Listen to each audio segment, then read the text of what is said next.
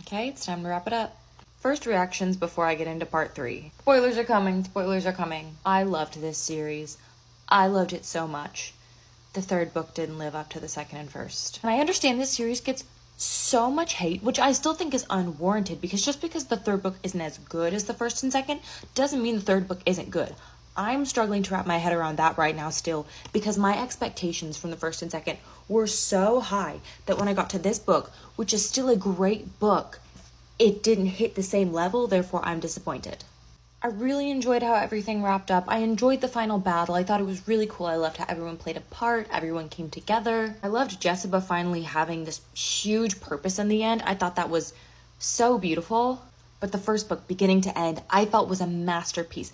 In the second one, beginning to end, the ending, I thought even more. I was like, how she tied everything together, I thought was so incredible. And I thought this one just felt a bit more fractured. I loved how everything came together, but the getting there, it didn't hit the same. Now, some things that I did think were beautiful, incredible, loved them.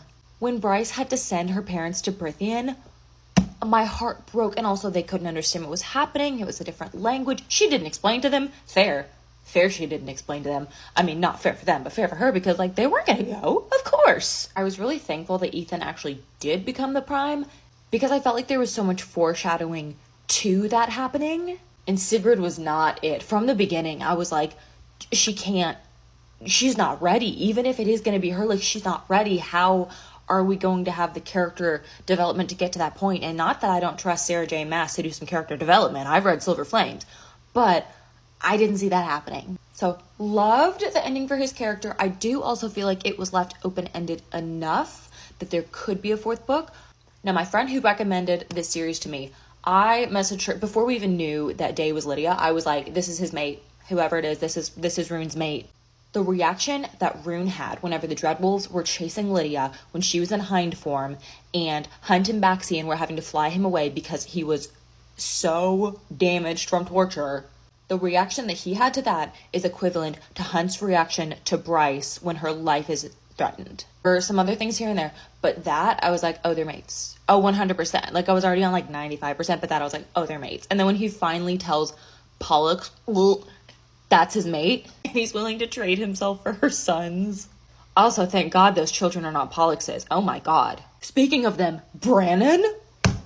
I remember seeing the name Bran when we first met him, and I was like, Bran, where have I heard Bran? Also, in my last update about this book, I did say Lydia is Manon. I now feel like I need to clarify that. I said I will not be elaborating. I now feel like I need to, because we know that she is related to Aelin, related through Brannon. Time-wise, I think they all probably overlap. I don't think Aelin's the past. I think the timelines line up. But what I mean by Lydia is Manon is they're like the same type of character. This blonde, badass, falls in love with a princeling, like, and not to shrink or stereotype the character. There's similarities. I love them. Love that character. So once we found out that the core in the Asteri Palace was the kill switch, like the cauldron is the kill switch for Prithian, I kind of did start to think, okay, black hole is coming. Like that's going to create a black hole, and then she, with the sword and the dagger, portal to nowhere, is going to make a black hole. I did still think that was really cool, but how it came about, I was kind of like, okay, so just black hole eats black hole. I didn't love it. And again, I'm not trashing this book in any sense. I really, really like this book. But after the first and the second, the bar was so, so high. Also, in my last video, I said how proud I was of Bryce for finally choosing herself, and I should have held my tongue. She still developed a sense of self-worth. I'm very thankful for that. I'm very proud of her. And I also think in the terms of the self-sacrificing in this one, I don't see another way out of it. I don't see anything else she could have done. But it's just who she is. She will sacrifice herself for friends, family, loved one, the world. Can't change her. Proud of her. Love her. Another thing, I had heard people talk about how they think that Nesta is going to rule the Dusk Court. But with the lineage and everything with Bryce, I was like, why would they think Nesta would rule the Dusk Court? What about Bryce? After the ending, after Bryce giving her Gwydion and Truth, Gwydion? I don't know, and Truth Teller, I'm like, okay. With her, go find out why you had that tattoo on you. I now understand that. But before I was like, why are people talking about Nesta ruling it when Bryce is like an heir? Also, as the book was going, I wasn't so sure about, is anyone going to go back to Prithian? Like, are they going to go back to their homeworld at all? Yes, Midgard is their home, but also that was their original home. I wasn't sure how that was going to end up. I am a little sad that, like, there's no more crossover. I just felt like there was so much potential for that.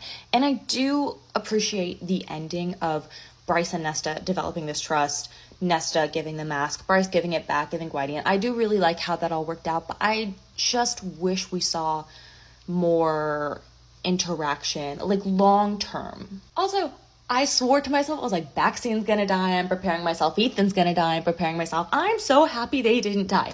I'm very sad Jessica died. But I think that they set that up in a good way, and it made sense. She was cursed with this long life. She made the best of it. She sacrificed herself in the end. I did love that ending. I thought that was great. I also loved how at the end, the monarchy and the hierarchies are still kind of there, but the monarchies were abolished, and it's going to now become some sort of a democracy. I was very thankful for that, because with ACOTAR and with Throne of Glass, it would have been too anachronistic. But in this one that has a more modern / futuristic fantasy type, I feel like that was so appropriate, and I loved it as a reader. I am so thankful I read this series. I loved this series. I will be rereading this. I might make myself wait a year-ish, because before I reread it, I'm going to do ACOTAR again. I'm going to do Throne of Glass again. I have tons of other books on my TBR. But I'm also in the middle of listening to all the graphic audiobooks. I already finished Earth and Blood, and I am about halfway through Sky and Breath. Thank you for journeying with me. Thank you, Sarah. I love her.